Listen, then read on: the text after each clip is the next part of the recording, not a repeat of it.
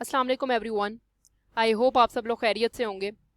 इस वीडियो के अंदर हम लोग डिस्कस करेंगे कि रोल क्या है पॉलिटिकल लीडर्स, वुमेन, माइनॉरिटीज़ का पाकिस्तान की मेकिंग में या क्रिएशन में। सबसे पहले हम इसके अंदर जो है कायद आज़म मोहम्मद अली जिन्ना जो फाउंडर हैं पाकिस्तान के, उनका रोल डिस्कस करेंगे in making of Pakistan. Let's begin. Quaid Azam was born in Karachi on December 25th 1876।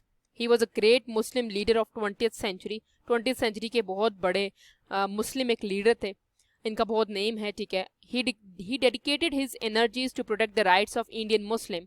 इन्होंने अपनी सारी की सारी तवानाइयाँ जो थी वो मुसलमानों के लिए सर्व कर दी, और मोर स्पेसिफिकली इंडिया के मुसलमानों के लिए सर्व कर दी।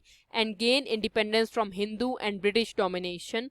तो बेसिकली इन्होंने मुल्क को आज़ाद कराया, जिसको एक इस्लामी मुल्क बनाया, जिसको पाकिस्तान आज के नेम में कहते हैं, और हिंदुओं से भी और ब्रिटिश डोमिनेंस से भी।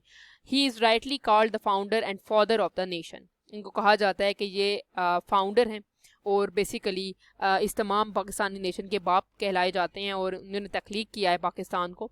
In the beginning Quaid Azam advocated for Hindu Muslim unity. Start में कायद आज़म चाहते थे कि मुसलमान और हिंदू इकट्ठे रहें, मुत्तहिद रहें, and played a very important role in creation of Lucknow pact. और बहुत एक अहम रोल प्ले किया लखनऊ पैक्ट 1916 का, जिसमें उन्होंने कहा था कि हिंदू मुस्लिम यूनिटी होनी चाहिए, अलग नहीं होने चाहिए। However, due to Congress and Hindu hostilities towards Muslim, he was forced to reconsider and lost trust in both.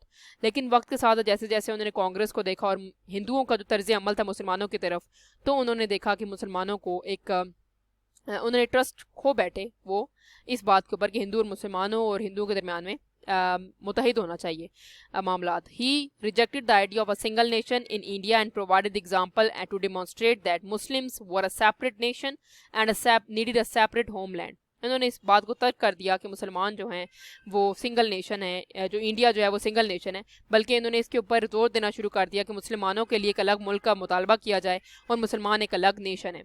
While addressing a gathering at Lahore in March 1940, Qaid Azam stated that ultimate destiny of Indian Muslim was to a separate homeland, to have a separate homeland। मुसलमानों का जो हिंदू जो India में मुसलमान रह रहे हैं उनका एक ही मंजिल है कि वो अलग मुल्क जो है वो हासिल कर लें।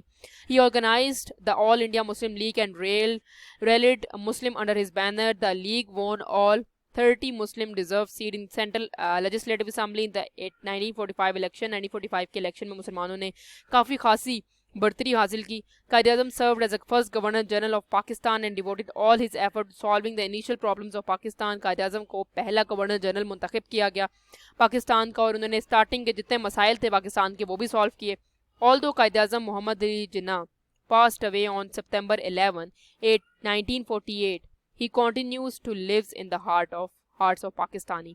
वो 11 सितंबर 1948 में उनकी वफ़ात हो जाती है, लेकिन फिर भी वो सारे पाकिस्तानियों के दिलों में आज भी जिंदा हैं, ठीक है।